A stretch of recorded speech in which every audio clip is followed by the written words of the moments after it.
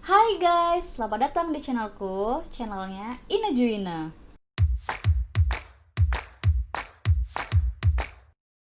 Di sesi kali ini, aku ingin sharing terkait satu hal yang mungkin terjadi pada kita di masa pandemi saat ini.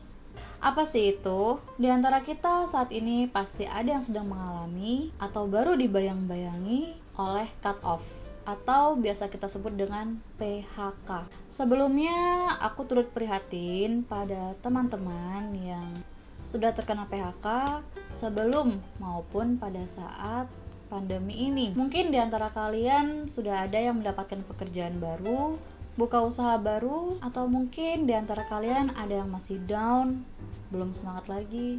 Pada umumnya, kalian pasti tahu secara garis besar bahwa saat ini seluruh dunia sedang mengalami goncangan dengan adanya pandemi COVID-19.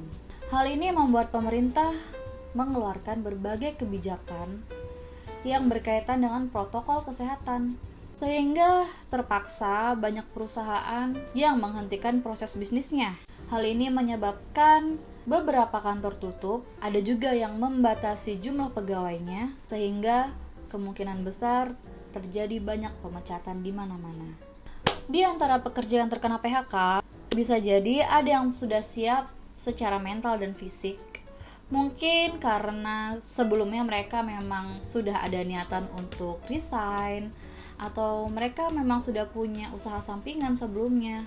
Tapi gimana dengan beberapa pekerja lainnya yang belum siap dengan situasi ini? Teruntuk kalian yang belum siap secara mental, biasanya kalian akan merasakan fase galau dan tidak semangat. Ini adalah hal yang wajar, tapi jangan lama-lama. Segera bangkit dan semangat ya. Cut off is not a big deal, oke? Di sini aku mau sharing apa aja sih yang bisa kalian lakukan setelah kalian mengalami PHK. Well, biasanya HRD atau manajemen memutus kontrak kerja dengan pegawainya pada awal di bulan terakhir mereka bekerja, sehingga memberi waktu kepada para pekerja itu untuk mencari pekerjaan di tempat lainnya dan tetap menerima gaji di bulan itu dan mungkin juga dengan pesangon.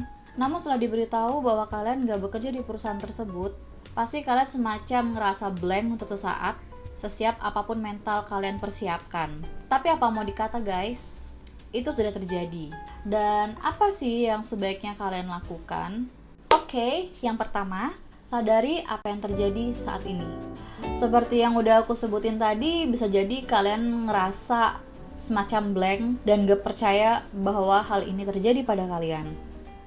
Yang kedua, bersedih dan berdukalah secukupnya.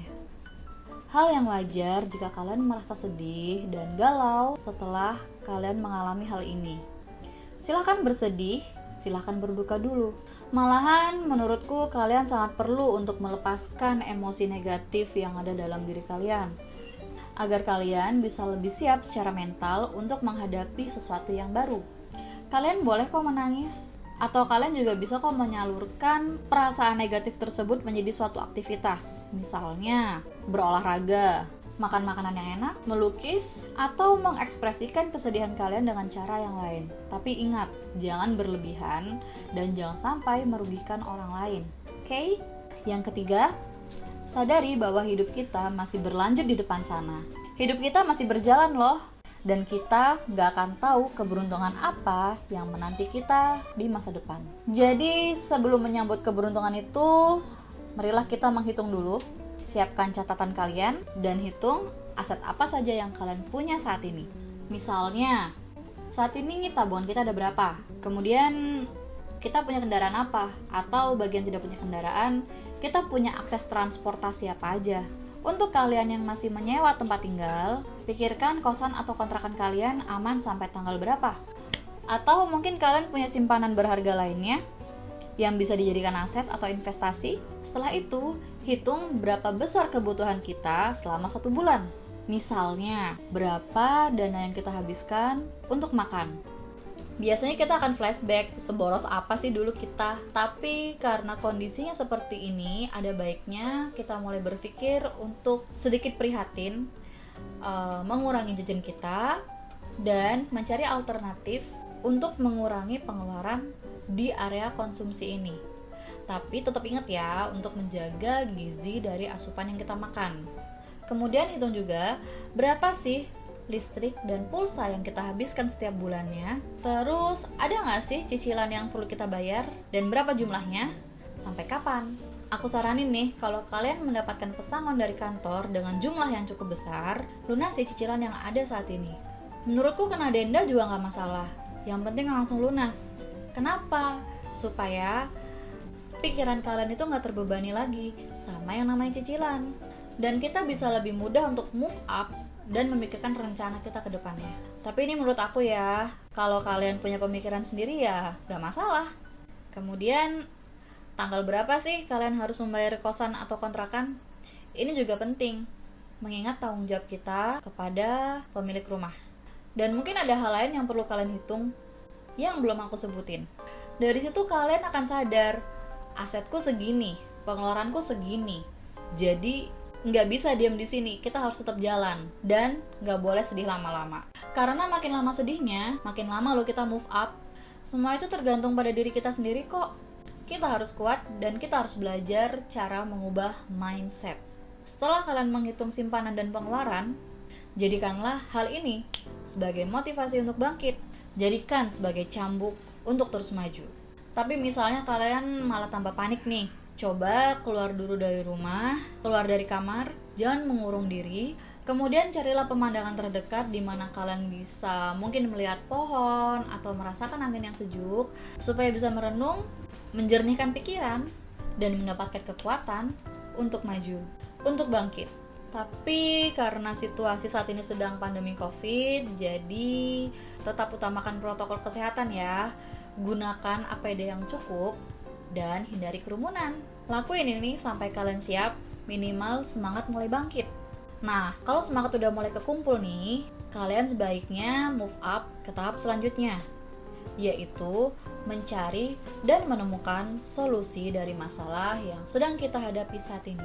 Di sini aku akan share beberapa pilihan sebagai alternatif yang bisa kalian jadikan referensi dan bisa banget kalian aplikasikan secara langsung. Yang pertama, kalian masih bisa kok mencari atau melamar pekerjaan di tempat lain. Jangan lupa siapkan CV dan portofolio terbaik kalian. Juga jaga kesegaran dan kesehatan fisik ya, supaya jika nanti tiba waktunya kalian dipanggil untuk interview di kantor, kalian udah siap. Yang kedua, coba deh kalian explore ke dalam diri kalian sendiri. Pikirkan apa aja yang bisa kita lakuin. Hal ini biasanya berkaca pada hobi sih. Misalnya apa hobi kamu? Masak? Main game? Nyanyi? Kemudian coba explore lebih jauh investasi apa sih yang kalian punya dan bisa dimanfaatkan. Misalnya gadget, laptop, mungkin juga kendaraan, alat musik, alat masak. Intinya manfaatkan apapun yang kalian punya, baik skill maupun aset benda yang kalian miliki saat ini. Yang ketiga, jagalah silaturahmi dan perluas komunitas. Percaya nggak kalau banyak teman banyak rezeki? Buat kalian yang pengen jadi entrepreneur, joinlah dengan komunitas entrepreneur. Buat kalian yang suka dengan kegiatan amal, join aja sama organisasi non-profit. Secara nggak langsung, kalian akan terhubung dengan orang-orang yang akan membantu kalian. Misalnya nih, kalian basically adalah lulusan arsitek. Kemudian, kenalan kalian dari komunitas itu ingin membangun rumah. Kalian bisa kok jadiin itu sebagai proyek kalian. Atau lebih gampangnya lagi, misal nih, kalian suka kucing.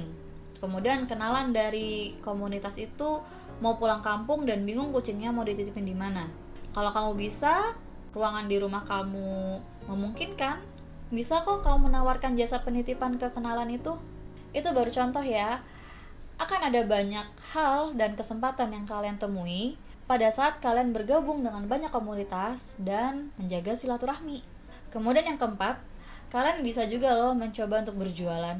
Kalau misalkan modalnya minim, kalian bisa coba dropship, tapi syaratnya adalah carilah supplier yang terpercaya supaya pelanggannya juga happy.